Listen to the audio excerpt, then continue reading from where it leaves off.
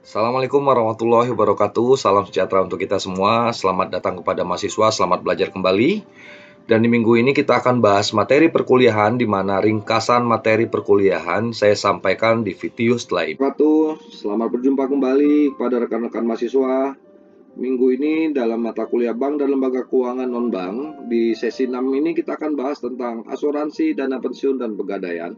Dalam materi ini kita akan banyak membahas tentang definisi, manfaat atau tujuan dari asuransi, dana pensiun, dan pegadaian. Silakan rekan-rekan pelajari modul-modul yang sudah dilampirkan dalam perkuliahan ini dan juga baca buku materi pokoknya. Sebagai pengantar dan sebagai resume dari kuliah ini, saya akan jelaskan beberapa hal secara ringkas tentang asuransi, dana pensiun, dan pegadaian. Oke, kita mulai dari asuransi.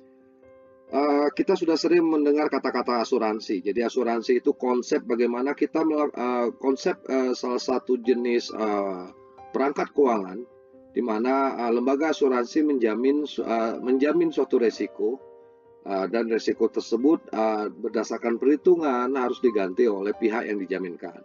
Dan asuransi ini adalah fungsi menjamin penggantian dari terrealisasinya suatu resiko. Poinnya itu ya. Oke. Nah, tujuan utama dari asuransi yang pertama rasa aman, pembagian biaya dan manfaat, jaminan kredit untuk tabungan, alat penyebaran risiko, dan membantu meningkatkan kegiatan usaha. Kita lihat poin 5 ya, alat penyebaran risiko. Artinya apa? Adanya risiko yang dihadapi seseorang atau salah satu lembaga itu dibagi dengan lembaga asuransi. Jadi risikonya disebar. Jadi lembaga asuransi ini salah satunya adalah mengambil resiko dari nasabahnya. Apabila resiko yang terjadi, maka asuransi akan melakukan penggantian. Poinnya itu. Nah, asuransi ini diatur oleh OJK ya, di Undang-Undang Nomor 40 Tahun 2014 tentang Peasuransian. Dalam operasionalnya, perusahaan asuransi itu dapat berbasis konvensional maupun dapat berbasis syariah. Ya. Silakan rekan-rekan pelajari nanti di buku materi pokok. Jadi poin utama dari definisi asuransi adalah menjamin suatu resiko. Lembaga yang menjamin suatu resiko. Oke.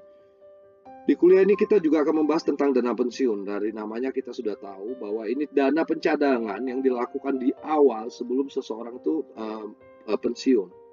Jadi seperti tabungan, di mana tabungannya nantinya digunakan untuk pendanaan pada saat suatu orang atau pekerja itu pensiun dengan syarat-syarat ya. Salah satunya syaratnya adalah berusia dalam membuka tabungan dana pensiun ini harus nasabahnya berusia di atas 18 tahun.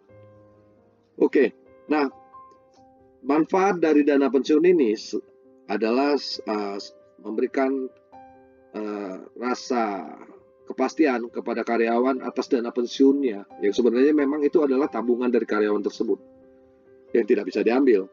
Nah, oleh dana pensiun, dalam hal ini pengelolaannya oleh bank maupun lembaga keuangan non-bank, dana tersebut bisa dikelola, misalnya untuk diinvestasikan atau dikembangkan sehingga dapat mengembangkan atau menumbuhkan tabungan dana pensiun dari nasabah. Oke, nah jelas ya dari sisi karyawan dengan mengikuti dana pensiun menjadi memiliki rasa aman, memiliki tambahan kompensasi, akan ada tambahan dari tabungan yang sudah dilakukan, dicicil tabungannya ya. Sedangkan bagi pemerintah juga ini salah satu bentuk pengumpulan dana dari masyarakat ya. Jadi tidak hanya bersifat konsumtif, tapi dana tersebut dapat diinvestasikan kembali sehingga dapat menumbuhkan pergerakan investasi di negara. Dan itu akan meningkatkan kesejahteraan masyarakat secara umum maupun kesejahteraan masyarakat tersebut akan berdampak pada peningkatan stabilitas masyarakat. Jadi memang hubungan jauhnya itu ini berdampak positif terhadap perekonomian makro, tidak secara langsung, tapi dengan dana pensiun, dana tersebut dapat diinvestasikan, pengembangan investasi, mendatangkan stabilitas ekonomi, dan itulah dampak dari dana pensiun secara makro.